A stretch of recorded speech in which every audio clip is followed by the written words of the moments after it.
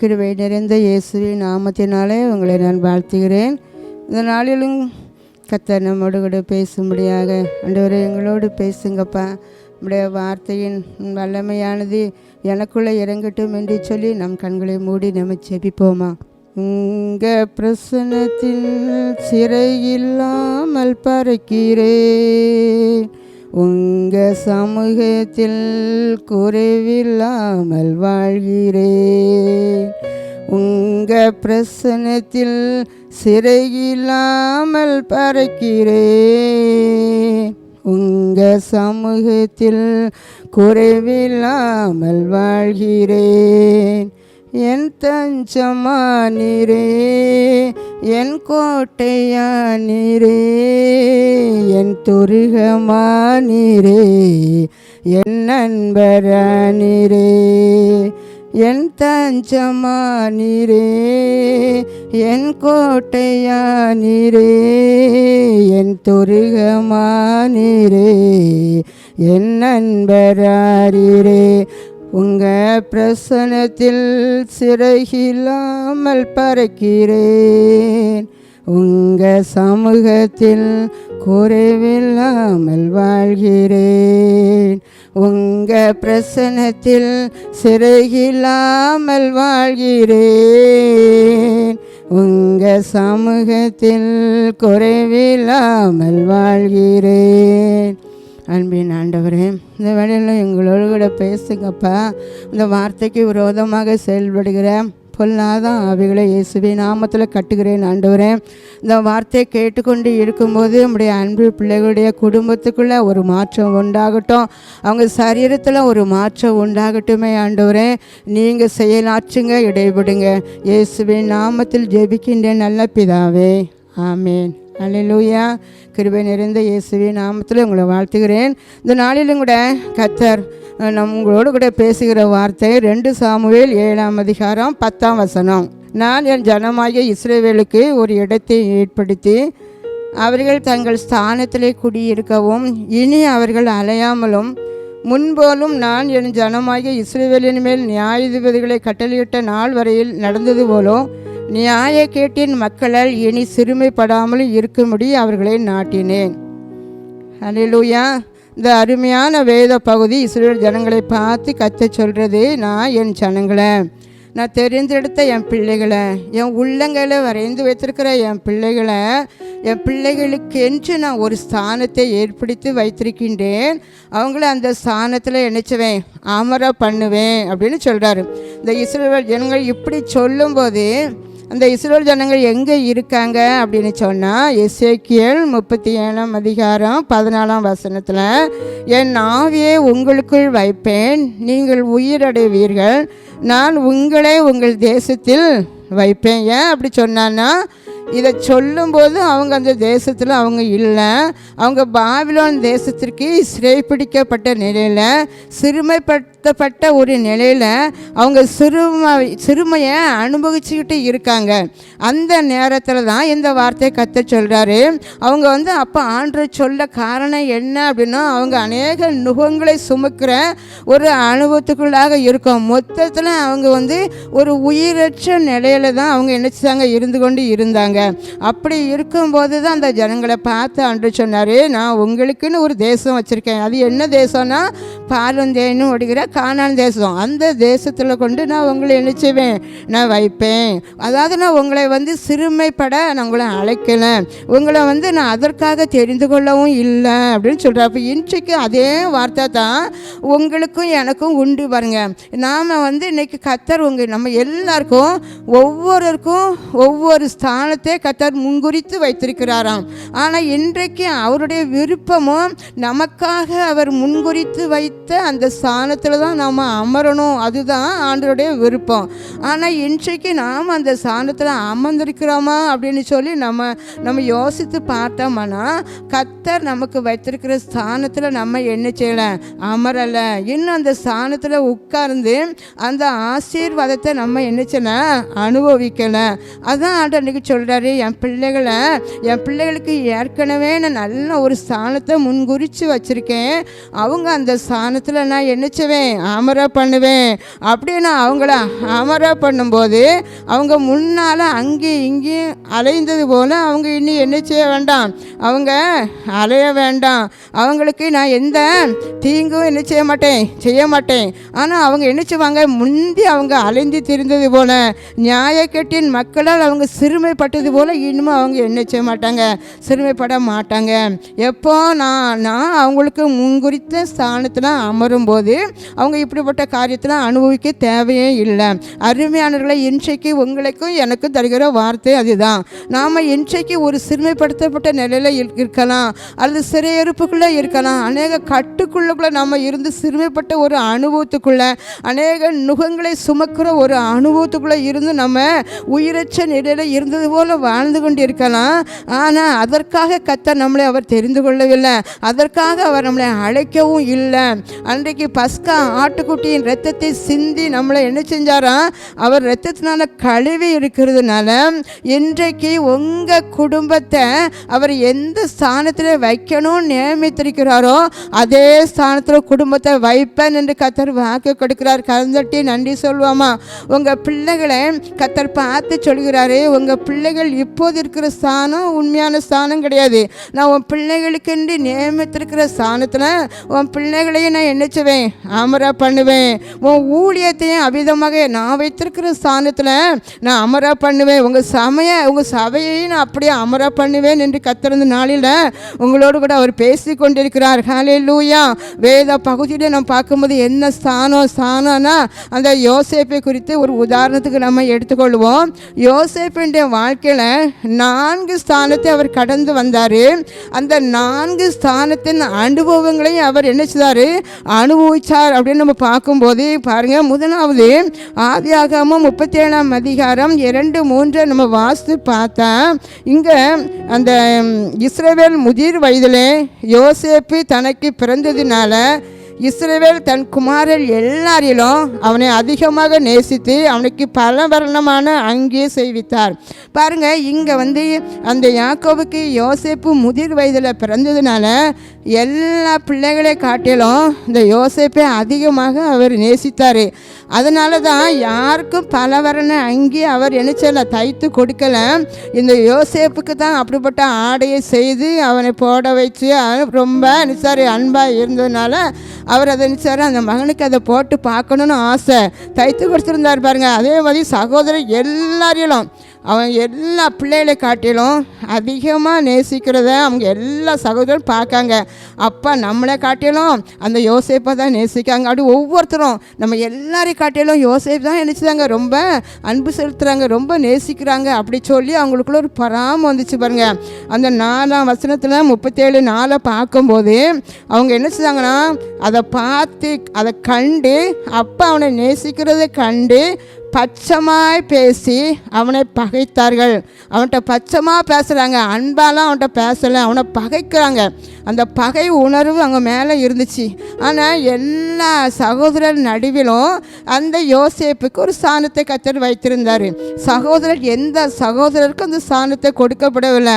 அப்பா வீட்டில் எல்லா நடுவிலும் அவருக்கு ஒரு ஸ்தானத்தை இருந்துச்சு பாருங்கள். அந்த ஸ்தானம் யாக்கோபு, அந்த ஸ்தானம் என்ன ஸ்தானம், யாக்கோபு மடியில், அப்பா மடியில் எப்பவும் இவருக்கு என்ன செய்யலாம், உட்காரலாம். அப்பா அவன் அன்பு எப்போதும் இவருக்கு நினைச்சது இருந்தது.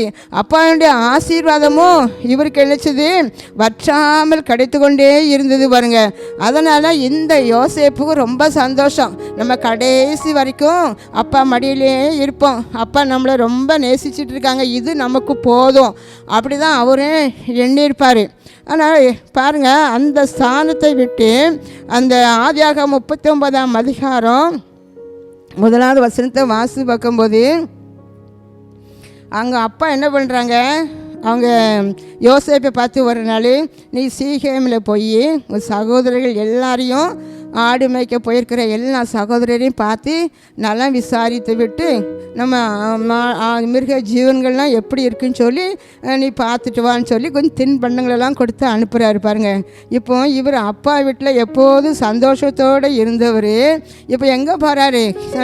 அங்கே சகோதரர்களை பார்ப்பதற்காக அப்பா சொல்லிக்கு கீழ்ப்படிந்து இவர் போய் கொண்டு இருக்கிறாரு பாருங்கள். அந்த யோசேப்பு போகும்போது தூரத்துலேயே அவங்க சகோதரர்கள் அதெல்லாம் பார்க்காங்க. பார்த்த உடனே சொப்பனக்காரன் வரான். ஏன்னா இந்த யோசேப்பு வந்து கர்த்தர் அவனுக்கு சொப்பனத்தை கொடுத்துருந்தாரு. இந்த சொப்பனத்தை இவன் சொன்னதுனால அவங்க மேலே இன்னும் ரொம்ப நினச்சாங்க, பகைத்தாங்க. அப்பா நேசிக்கிறதுனால ஒரு பக்கம் பகை, இன்னும் சொப்பனம். அந்த 11 அரிக்கட்டுகளும் என் அரிக்கட்டுகளை சுற்றி நினைச்சது வணங்கி நின்று கொண்டிருந்தது. தாழ விழுந்து வணங்குது அப்படி சொன்னோன்னு அவங்களுக்கு ரொம்ப கோபம். அது மட்டுமல்ல சூரியனும் சந்திரனும் 11 நட்சத்திரங்களும் என்னை வணங்கி நிற்குது அப்படி சொல்லும்போது அவங்களுக்கு இன்னும் கொஞ்சம் அதிகமான கோபம் பாருங்கள். அதனால் தூரத்துலேருந்து வரும்போதே அந்த சொப்பனக்காரன் வாரான். இன்றைக்கி அவனை எப்படியாலும் நினைச்சோனோ அவனை நம்ம கொலை செய்து விட வேண்டும் அப்படி சொல்லி அவங்க நினச்சிதாங்க. அவங்க திட்டம் பண்ணுறாங்க.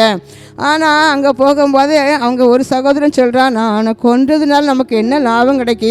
இங்கே ஒரு ஆழமான குழி இருக்குது, தண்ணி இல்லாத அந்த குழியில் அவனை தூக்கி என்ன செஞ்சிருவோம், போட்டுருவோம் அப்படி சொல்லி அவனை கடைசியில் நினச்சிதாங்க ஒரு குழிக்குள்ளே தூக்கி போட்டாங்க. பாருங்கள் எப்படி இருந்திருக்கும் இந்த யோசேப்பு. அப்பா மடியில் செல்லமாக வளர்ந்த ஒரு மகன், அப்பா வீட்டில் எப்போது சந்தோஷம், ஆடலும் பாடலும் அங்கே தான். அப்படி இருந்த அந்த யோசேப்புக்கு இந்த நாளில் ஒரு ஆழமான குழிக்குள்ளே இருந்தார். அந்த ஆழமான குழிக்குள்ள அந்த யோசேப்பு இருந்தாலும் ஆண்டவர் அந்த யோசேப்பை விட்டு தூர வேலைக்கு போகலை. அந்த யோசேப்போட கூட கர்த்தர் இருந்தார். யோசேப்பே நீ குழிக்குள்ளே இருந்தாலும் நான் உன் கூட தான் இருப்பேன் அப்படி சொல்லி ஆண்டவர் அந்த குழிக்குள்ளையும் யோசேப்பு கூட தான் என்ன செஞ்சார், இருந்தார் பாருங்க. அதனால தான் இந்த யோசேப்புக்கு என்று ஒரு இஸ்மவேலரை அந்த வழியை எகிப்து நாட்டுக்கு போயிட ஒரு இஸ்மவேலரை அந்த வழியாக கர்த்தர் நினைச்சாராம் வர வச்சார். வர வச்சு ஒரு சகோதரன் இருதயத்தில் பேச ஆரம்பிக்காரு. நம்ம அவனை கொண்டதுனால என்ன பிரயோஜனம், அவனை நம்ம என்ன செஞ்சிருவோம், 20 வெள்ளி காசுக்கு இந்த வியாபாரிகளிடம் நம்ம விற்றுருவோம் அப்படின்னு சொல்லி அந்த யோசேப்பை நினச்சிதாங்க விற்று போட்டாங்க. அப்போ அந்த யோசேப்பு உள்ள எவ்வளவு நொந்து நுழைஞ்சிருக்கும் பாருங்க. ஆண்டவரே என் வாழ்க்கையில் என் சகோதரர்கள் இப்படி என்னை செய்துட்டாங்களே அப்படி சொல்லி இருந்துச்சுலாம் அழுதுருக்கலாம், புலம்பிருக்கலாம், தகப்பனை தேடி அவர் அழுதுருக்கலாம். ஆனால் இப்போ அவர் என்னச்சுதாரா அந்த இஸ்மவேலர்கள் அவனை எங்கே கொண்டு போகிறாங்க, எகிப்து நாட்டுக்கு போகிறாங்க. அவங்க எகிப்துக்கு போன உடனே அங்குள்ள ஒரு போத்திபார் என்கிற ஒரு எகிப்து தேசத்தார் அவனை வீட்டில் அடிமையாக வேலை செய்வதற்கு விலைக்கு வாங்கினதாக நம்ம அங்கே பார்க்குறோம். அவங்களுக்கு அப்பா மடியில் ஒரு உயர்ந்த ஸ்தானத்தில் இருந்த அந்த யோசேப்புக்கு இப்போ ஒரு டீப் ப்ரொமோஷன் தான். அதை விட்டு இறங்கி அற்புதமாக அப்பா மடியில் இருந்தவர் இன்றைக்கி அடிமையாக இருந்து எவ்வளோ வேதனைப்பட்டு கண்ணீர் வடிச்சிருக்கலாம் பாருங்கள். ஆனால் அந்த சூழ்நிலையிலும் கூட கர்த்தர் நினைச்சாராம் யோசேப்போடே இருந்தார். அந்த வீட்டில் அடிமையாக இருக்கார்.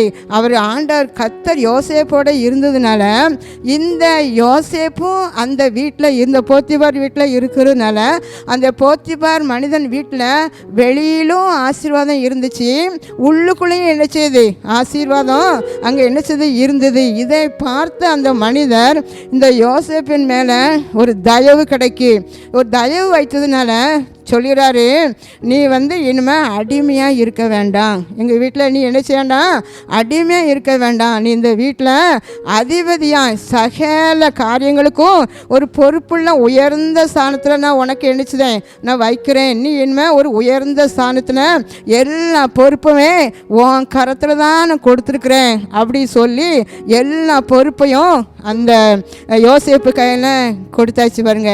இப்போ இங்கேயும் ஆண்டவர் அவர் கூடவே இருந்ததுனால இங்கே ஒரு ஸ்தானம், அதாவது இந்த குடும்பத்தில் தலைவர் என்கிற ஒரு ஸ்தானத்தில் கர்த்தர் வைத்தார். இப்போ யோசேப்புக்கு என்ன நினச்சிருப்பாரு, போதும் இது ஒரு நல்ல வேலை, நல்ல ஒரு ஜாப்பு கிடச்சிட்டு நம்ம இங்கேயே இருந்தால் போதும், இந்த வீட்டையே நிர்வகிச்சுக்கிட்டு நம்ம என்ன செய்வோம், அழகாக இருக்கே நம்ம இங்கேயே இருப்போம் அப்படி சொல்லி நினச்சிருக்கலாம். ஆனால் அப்படிப்பட்ட ஒரு நிலைமையில் அந்த வீட்டுக்குள்ளே ஒரு பேய், அங்கே ஒரு பிரச்சனை. ஏன்னா அந்த மனைவி, அந்த போத்திபார் மனைவி என்னச்சுதான் ஒரு சிக்கலை உண்டு பண்ணினாங்க, ஒரு பிரச்சனையை உண்டு பண்ணினாங்க. அதன் நிமித்தமாக அந்த யோசேப்பு எங்கே போக வேண்டியது இருந்துச்சு? சிறைச்சாலைக்கு போக வேண்டி இருந்துச்சு. அப்போ இங்கே ஒரு ஸ்தானம், முதலாவது அப்பா வீட்டில் ஒரு நல்ல ஸ்தானம், இரண்டாவதாக இந்த போத்திபார் வீட்டில் அந்த வீட்டில் உள்ள அத்தனை பொறுப்புகளும் கையில் கொடுக்கப்பட்ட உயர்ந்த ஒரு ஸ்தானத்தில் ஆண்டவர் வைத்திருந்தார். இப்போ அந்த ஸ்தானத்தில் இருந்து இப்போ எங்கே போக போகிறாரு? செய்யாத ஒரு தவறுக்காக, செய்யாத ஒரு பாவத்துக்காக அவர் பொய் சொல்லி எங்கே தள்ளப்படுகிறாங்க? சிறைச்சாலையில். ஆதியாகமம் 39ஆம் அதிகாரம் அந்த 20ஆம் வசனத்தை வாசித்து பார்த்தா அங்கே என்ன செஞ்சிட்டாங்க? அங்கே யோசேப்பின் எஜமான் அவனை பிடித்து ராஜாவின் கட்டளையால் காவலில் வைக்கப்பட்ட இருக்கும் சிறைச்சாலையிலே அவனை ஒப்புவித்தான். பாருங்கள், அங்கே எங்கே கொண்டு போட்டாச்சு? சிறைச்சாலையில் கொண்டு போட்டாச்சு. அந்த சிறைச்சாலையிலையும் கர்த்தர் யோசேப்போடே கூட இருந்தார்.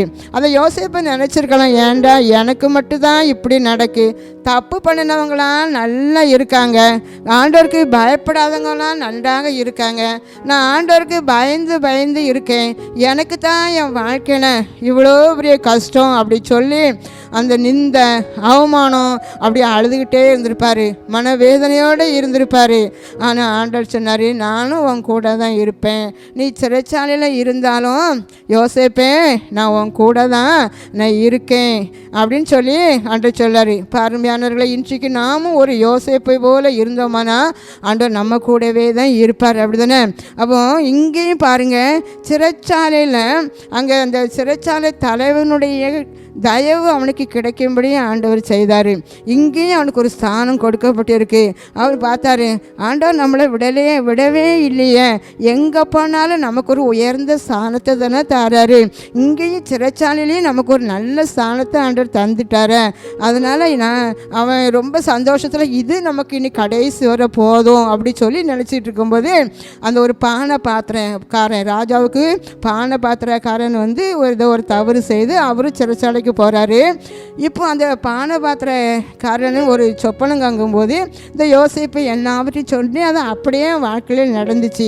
ஆனால் இப்போ அந்த பானை பாத்திரக்காரன் விடுவிக்கப்படும் போது இவன் சொல்லி அனுப்புகிறாரு ஒரே ஒரு நம்பிக்கை. என்ன நம்பிக்கைன்னா, இந்த பானை பாத்திரக்காரன் போய் நீ என்னையும் மறந்துடாத, ராஜா கிட்டே போய் என்னை சொல்லி என்னை விடுதலை பண்ண சொல்லுன்னு சொல்லி அனுப்புகிறாரு. அதே ஒரு நம்பிக்கை இருந்துச்சு. ஆனால் இன்றைக்கு அந்த மனுஷன் போய் 2 வருஷம் ஆச்சு, எதுவும் இல்லை. அதனால் இனி அந்த ஒரு நம்பிக்கையும் இல்லை, நம்ம இனி ஜெயிலுக்குள்ளே தான் இருப்போம், வெளியிலே வர முடியாது. ஏன்னா அந்த யோசேப்பு மேலே சாட்டிருக்கிற குற்றம் மிகப்பெரியது, குற்றச்சாட்டு மிக மிக மோசமான குற்றச்சாட்டாக இருந்ததுனால வெளியே வரவே முடியாது, இனி சாகும் வரைக்கும் இது போதும் அப்படி சொல்லி தான் அந்த யோசேப்பு நினச்சிருந்தார். ஆனால் அப்படி இருக்கும்போது பாருங்கள், அதுக்கு இடத்துல என்னென்னா ஆதியாகமம் 41ஆம் அதிகாரம் 38ஆம் வசனத்தை வாசித்து வைக்கும்போது, அப்பொழுது பார்வோன் தன் ஊழியக்காரரை நோக்கி, தேவ ஆவி பெற்ற இந்த மனுஷனை போல வேறொருவன் உண்டோ என்றான். இப்போ இங்கே என்ன பாருங்கள், இந்த பானை பாத்திரக்காரன் மறந்து போனாலும் கர்த்தர் யோசேப்பை மறக்கலை. கர்த்தர் யோசேப்புக்கென்று அவர் முன்குறித்து வச்சிருக்கிற ஸ்தானத்தில் அமர பண்ணுவதற்கு எந்த மனிதர்களும் அங்கே என்ன செய்ய முடியாது, தடை பண்ணவே முடியாது. அதனால் 2 வருடம் பார்த்தாங்க, அந்த பானை பாத்திரக்காரன் மறந்தே போனான். ஆனால் இப்போ கர்த்தர் அந்த ராஜாவை சொப்பன காண வைத்து அந்த ராஜா கலங்கி கொண்டு இருக்கும்போது யோசேப்பை பற்றி கேள்விப்பட்டு இந்த யோசேப்பை அழைக்கிறாங்க.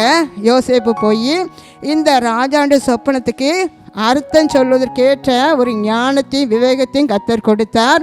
அவர் சொப்பனத்தை கண்ட உடனே அந்த ராஜாக்கிட்ட சொல்கிறாரு, ராஜாவே நீங்கள் கண்ட சொப்பனம் வந்து வேறு ஒன்றும் இல்லை, 7 வருஷம் அங்கே என்ன செய்யாது, தேசத்தில் நல்ல செழிப்பு வரும், 7 வருஷம் பஞ்சம் வரும். அப்போ செழிப்பு வரும்போது நீங்கள் இந்த எகிப்து தேசத்தில் நல்ல ஞானமும் அறிவும் விவேகமும் நிறைந்த ஒரு மனிதனை நீங்கள் தேடி அதில் நீங்கள் செழிப்பாக விளையும் போது 5ல் 1 பாகத்தை எடுத்து அந்த ஆகாரத்தை தானியத்தை சேகரித்து வைக்கணும். அப்போ பஞ்ச காலத்தில் அதை நீங்கள் என்ன செய்ய முடியும், அதை மக்களுக்கு கொடுக்க முடியும் அப்படி சொல்லி ஒரு ஆலோசனை சொல்லி, இதுதான் சொப்பனத்தின் அர்த்தம். உடனே அந்த ராஜா சொல்கிறாரு, நல்ல அறிவு விவேகமும் உள்ள மனுஷனை உன்னை தவிர வேறு யாருமே இல்லை, நீதான் அந்த மனுஷன், தேவ ஆவி பெற்ற மனுஷன் நீதான், உன்னை போல வேறு ஒருவனோ உண்டோ அப்படின்னு சொல்லி ஆதியாகமத்தில் 42:6 சொல்லப்பட்டிருக்கிறது. எகிப்து தேசம் முழுவதற்கும் அந்த யோசேப்பை அதிகாரியாக வைத்தார். பாருங்க, ஆதியாகமம் 42:6 அந்த சொப்பனம் நிறைவேறும்படியாக சகோதரர் முகங்குப்புற விழுந்து வணங்கினார்கள். அப்போ கர்த்தர் காட்டின சொப்பனமும் நிறைவேறிச்சு. இதுதான் கர்த்தர் நியமித்த ஸ்தானம், நிரந்தரம். அப்போ யோசேப்புக்கு கர்த்தர் முன்குறித்து வைத்த ஸ்தானம் இதுதான் பாருங்க. அப்போ 4வது ஸ்தானம் தான் அவர் பிறரையும் ஆசீர்வதிக்கும்படி, பிறருக்கு பயன்படும்படியாக அவனை உயர்த்தி வைக்கிற ஒரு ஸ்தானம். ராஜாக்கள் தேடி வரும்படியாக உயர்த்தி வைக்கப்பட்ட ஒரு ஸ்தானம். எத்தனையோ ஸ்தானத்தை அவர் கடந்து வந்தார். முதலாவது அப்பா கூட இருந்தார். அப்பாவுடைய அன்பு பறிக்கப்பட்டு போச்சு. அருமையானால இன்றைக்கு நீங்களும் கூட ஏதோ ஒரு உங்களோடு கூட அன்பாக இருக்கிறவர்களை இன்றைக்கு நீங்கள் மறைந்து போயிருக்கலாம். அல்லது அந்த அன்பு இல்லாத ஒரு சூழ்நிலையில் மற்றவங்க பொறாமையோடு கூட உங்களை என்ன செஞ்சுருக்கலாம், அதிலிருந்து வெளியேற்றிருக்கலாம். நல்ல வேலை செய்து கொண்டு இருக்கும்போது உங்களை பற்றி நீங்கள் சொல்லாததை சொன்னதாக, செய்யாததை செய்ததாக பழி குற்றம் சாட்டி நல்ல ஒரு ப்ரொமோஷன்லேருந்து உங்களை கீழே தள்ளியிருக்கலாம். அல்லது நீங்கள் கொஞ்சமாக நீங்கள் கொஞ்சம் என்று சொல்லி அநேக காரியத்தை நீங்கள் கலங்கி கொண்டு இருக்கும்போது கர்த்தருடைய ஆவியானவர் உங்களை பார்த்து அந்த கொஞ்சத்தை தான் பெருக பண்ணுவேன் என்று கர்த்தர் சொல்கிறார். இன்றைக்கு இந்த யோசேப்பினுடைய வாழ்க்கையில் எப்படிப்பட்ட ஒரு ஸ்தானத்தில் நீங்கள் இன்றைக்கி அமர்ந்து கொண்டு இருக்கீங்க? எந்த ஸ்தானத்தில் அமர்ந்து வேதனையோடு கண்ணீரோடு கூட இருக்கீங்க? கர்த்தர் உங்களை பார்த்து சொல்கிறாரு, நீங்கள் இப்போ இருக்கிற ஸ்தானம் நான் வைத்த ஸ்தானம் கிடையாது. நீங்கள் ஏதோ ஒரு கொஞ்சம் நான் படித்த படிப்புக்கு எனக்கு வேலை இல்லை அப்படின்னு சொல்லி அந்த வேலையில் நீங்கள் திருப்தியாக இருந்து கொண்டு இருக்கீங்க. ஆனால் ஆவியானவர் உங்களை பார்த்தேன்னு சொல்கிறாரு, நீங்கள் இருக்கிற ஸ்தானம் உங்களுக்கு நிரந்தரம் கிடையாது. நீங்கள் பார்க்குற வேலை நான் வச்ச வேலை இல்லை, நான் வச்ச ஸ்தானம் இல்லை. நான் நியமித்திருக்கிற ஸ்தானத்தில் நான் சீக்கிரமாக உங்களை நினைச்சுவேன், நான் உட்கார பண்ணுவேன், நான் அமர பண்ணுவேன் என்று கர்த்தர் உங்களை பார்த்து தான் அவர் நினைச்சாராம். அவர் சொல்லிக்கொண்டே இருக்கிறாரு, யார் என்னை கைவிட்டாலும் இயேசு கைவிட மாட்டார். யார் என்னை கைவிட்டாலும் இயேசு கைவிட மாட்டார். கைவிட மாட்டார், கைவிட மாட்டார். யார் என்னை கைவிட்டாலும் இயேசு கைவிட மாட்டார். அருமையானவர்களே, உங்கள் வாழ்க்கையிலும் கூட பொறாமையினால் அநேக கஷ்டத்தை நீங்கள் இன்றைக்கு அனுபவித்து கொண்டிருக்கீங்களா? உங்கள் வீட்டாரே உங்களுக்கு சத்துரு என்று சொல்லி வேதத்தில் சொல்லப்பட்டது போல் அவங்க சகோதரர்களே உங்களோடு கூட பொறாமையோடு கூட இருந்து உங்களை பழிவாங்கும் எண்ணத்தில் அநேக குடும்பம் இன்றைக்கு உடைக்கப்பட்ட நிலையில் ஐயா கோர்ட்டில் போய் கேஸு என்று சொல்லி ஒரு சின்ன நிலத்துக்காக நீங்கள் போராடி கொண்டு இருக்கின்றீர்களாம். இன்றைக்கு கர்த்தருடைய ஆவியானவர் உங்களை பார்த்து தான் சொல்கிறாரு, அந்த யோசேப்பு மேலே பொறாமை கொண்ட மனிதர்கள் ஒரு நாள் வந்தபோது யோசேப்பை சுற்றிலும் வணங்கி நின்று கொண்டு இருந்தது போல நீங்கள் உண்மையாய் கர்த்தருக்காக நீங்கள் வாழ்ந்து கொண்டு இருப்பீர்களே என்றால் கர்த்தர் உங்களுக்கு அதே தான் செய்வார். நீங்கள் எங்கே இருந்தாலும், எந்த ஒரு படுகுழிக்குள்ளே விழுந்திருந்தாலும், ஐயா இன்னைக்கு நான் ஒரு குழிக்குள்ளே விழுந்து கிடக்கேனே, இனி என்னால் எழும்ப முடியாது, இனி இப்படிப்பட்ட ஒரு நஷ்டம் எனக்கு வந்துட்டுது, என் தொழிலில் இவ்வளோ பெரிய நஷ்டம், என்னுடைய விவசாயத்தில் இவ்வளோ பெரிய நஷ்டம், என் பிள்ளைகளுடைய வேலையில் எனக்கு இவ்வளோ பெரிய நஷ்டம், எல்லாவற்றையும் இழந்து விட்டேனே என்று சொல்லி நீங்கள் கலங்கினவாறு இந்த செய்தியை கேட்டுக்கொண்டு இருக்கலாம். கர்த்தருடைய ஆவியானவர் உங்களை பார்த்து தான் சொல்கிறாரு, நீங்கள் எப்படிப்பட்ட குழிக்குள்ளே இருந்தாலும் கர்த்தர் இந்த யோசேப்போடு இருந்தது போல நான் உன்னோடு கூட இருக்கிறேன் மகனே, நான் உன்னோடு கூட இருக்கிறேன் மகளே. அன்றைக்கு அந்த படுகுழிக்குள்ளிருந்து வெளியே வருவதற்கு ஒரு இஸ்மவேலை அனுப்பினது போல இந்த நாளில் உன் குடும்பத்தை அந்த படுகொலியில் இருந்து வெளியே வந்து காப்பாற்றும்படியாக உன் பிள்ளைகளுடைய வாழ்க்கையில் அந்த படுகொலிக்குள்ளே இருந்து நான் அவர்களை வெளியேற்றி காப்பாற்றுவதற்காக நான் ஒரு தூதனை அனுப்புவேன் என்று கர்த்தர் வாக்கு கொடுக்கிறார். ஹல்லேலூயா. எப்படிப்பட்ட ஆழமான ஒரு சூழ்நிலை நீங்கள் இருந்து கொண்டு இருந்தாலும், அது பொல்லாத ஒரு சூழ்நிலையாக இருந்தாலும் இந்த நாட்களை நான் மாற்றி தருவேன் என்று கர்த்தர் உங்களை பார்த்து தான் அவர் சொல்கிறார். ஹல்லேலூயா. காரணம் பொய்யாக சொல்லப்பட்ட காரணத்தினால நீங்களும் நீங்களும் கூட சிறைச்சாலையில் இருக்கலாம், அல்லது பொய்யாக நீங்கள் செய்யாத தவறுக்காக ஏதோ பலவிதமான தண்டனையை அனுபவித்து கொண்டிருக்கலாம், எவ்வளவோ நீங்கள் லாஸ் ஆயிருக்கலாம். ஆனால் இன்றைக்கு கர்த்தர் சொல்கிறாரு, நான் உன்னோடு கூட இருந்து நீ ஒரு உண்மையான ஒரு மனிதன், உண்மையான மனுஷி என்று சொல்லி அநேகர் நடுவில் யார் உன்னை குற்றம் சாட்டினார்களோ அவர்களுக்கு முன்பதாக நான் உன் தலையை உயர்த்துவேன் என்று வாக்கு கொடுக்கிறார். அவர்களுக்கு முன்பதாக நான் உன்னை மேன்மைப்படுத்துவேன், உன் பிள்ளைகளை மேன்மைப்படுத்துவேன் என்று கர்த்தர் வாக்கு கொடுக்கிறார். அன்றைக்கு யோசேப்புக்கு அந்த எகிப்து தேசத்தில் உயர்ந்த ஒரு அதிகாரியாக உயர்ந்த ஒரு பதவியை கொடுத்து அநேகர் ராஜாக்கள் தேடி வரும்படியாக, அநேகர் போஷிக்கப்படும்படியாக, அநேகர் அந்த பஞ்ச காலத்தில் பாதுகாக்கும்படியாக அந்த யோசேப்பு தலையை உயர்த்தி வைத்தது போல உங்களையும் அவ்விதமாகவே இன்று நான் வைப்பேன். யோசேப்போடு இருந்த கர்த்தர், நீங்கள் ஒரே ஒரு வழி, ஆண்டவரே யோசேப்போடு இருந்தவ எங்கூடையும் நீங்கள் இருக்கணும், நான் எங்கே இருந்தாலும் நீங்கள் எங்கூட இருக்கிறதற்காக நன்றி என்று சொல்லுவோமா? எல்லாரும் கண்களை மூடி, ஆண்டவரே எங்களோட இடைப்பட்டீரையா, அந்த யோசேப்பினுடைய அந்த 4 ஸ்தானத்தையும் எங்களுக்கு நீங்கள் காட்டினீங்க. ஆண்டவரே இன்றைக்கு நீங்கள் இருக்கிற ஸ்தானம் எவ்வளோ பெரிய கொடியதாக இருந்தாலும் ஆவியானவர் உங்களோடு கூட இருக்கிறார் என்று சொல்லி எனக்கு நினைப்பூட்டினதற்காக உமக்கு நன்றி ஏசப்பா. நீங்கள் எங்களுக்கு முன்குறித்து வைத்த ஸ்தானத்தில் எங்களை நீர் வைக்க போகிறதற்காக நன்றி ஆண்டவரே. இனி நாங்கள் சிறுமைப்படுவது இல்லை, நாங்கள் அலைந்து தெரிவது இல்லை, நியாயக்கட்டின் மக்களால் நாங்கள் என்பது துன்பப்படுவதும் இல்லை என்று சொல்லி எங்களோட பேசி நிறைய உமக்கு நன்றி. எல்லாம் சிறுமைப்படுகிற அனுபவத்தை இயேசுவே நாமத்தில் எங்களிடத்திலிருந்து எடுத்து போடுவீராக. நுகங்களை சுமக்கிற அனுபவம் எங்களை விட்டு விலகுவதாக அப்பா. நாங்கள் எங்களுக்கு மட்டுமல்ல அநேகருக்கு பிரயோஜனமுள்ள ஒரு பாத்திரமாக நீங்கள் பயன்படுத்த போகிறதற்காக உமக்கு நன்றி செலுத்துகிறேன் ஆண்டவரே. அப்பா உமக்கு ஸ்தோத்திரம் ஆண்டவரே, ஸ்தோத்திரம் ஆண்டவரே. மனிதர்கள் எங்களை மறந்து போகலாம் ஆண்டவரே, உற்றார் உறவினர்கள் மறந்து போகலாம், நீ மறக்காத நேசராக உமது பிள்ளைகளை நீ நினைவில் வைத்திருக்கிறதற்காக உமக்கு நன்றி செலுத்துகிறேன் ஆண்டவரே. ஆவியானவரை இப்போதே இடைவிடுங்க. ஒவ்வொரு வீட்டுக்குள்ள உங்கள் வல்லமை கடந்து போகட்டுமே ஆண்டவரே, உங்கள் மகிமை கடந்து போகட்டுமே ஆண்டவரே, உங்கள் பிரசன்னம் கடந்து போகட்டுமே ஆண்டவரே. எல்லா சாப இருள் இயேசுவின் நாமத்தில் வெளியேறுவதாக, எல்லா கட்டுகள் உடைக்கப்படுவதாக, வியாதியின் கூறுகள் இயேசுவின் நாமத்தில் அழிக்கப்படுவதாக ஆண்டவரே. அப்பா நமக்கு ஸ்தோத்திரம் ஆண்டவரே. என்னுடைய பிள்ளைகளுடைய காரியங்கள் எப்படி இருக்குமோ என்று சொல்லி அநேக முறை கலங்குகிறேன் ஐயா. நம்முடைய அன்பு பிள்ளையுடைய வாழ்க்கையில் நீங்கள் எல்லாவற்றிலும் போதுமானவராக இருந்து செயலாற்றுகிறதற்காக உமக்கு நன்றி ஆண்டவரே. இந்த வார்த்தை கேட்டுக்கொண்டு இருக்கும்போதே பரலோகம் திறக்கப்படட்டும், பரலோக ஆசீர்வாதங்கள் இறங்கட்டும். ஒவ்வொரு நிமிஷமும் நீங்கள் ஆளுகை செய்யுங்க ஆண்டவரே. ஒவ்வொரு பிள்ளைகளை கரம் பிடித்து வழி நடத்துவீராக. இந்த வார்த்தையை கேட்டுக்கொண்டது எனக்கு மிகவும் ஒரு ஆசீர்வாதமான ஒரு வாழ்க்கை எனக்கு கர்த்தர் எனக்கு மாற்றி தந்து விட்டார் என்று சொல்லி மக்கள் அநேக சாட்சி சொல்லும்படியாக அப்படிப்பட்ட பெரிய காரியங்களை செய்ய போகிறதற்காக உமக்கு நன்றி ஆண்டவரே. உமக்கு ஸ்தோத்திரம் அப்பா, ஸ்தோத்திரம் ஸ்தோத்திரம் ஸ்தோத்திரம் ஆண்டவரே. ஒவ்வொருவரையும் ஒப்பு கொடுக்கிறேன். ஒவ்வொரு பிள்ளைகளை ரத்தத்துக்குள்ள மூடி மறைத்து பாதுகாத்து கொள்ளுங்க. மீட்பர் இயேசுவின் மூலம் ஜெபிக்கின்ற நல்ல பிதாவே, ஆமேன். அல்லேலூயா.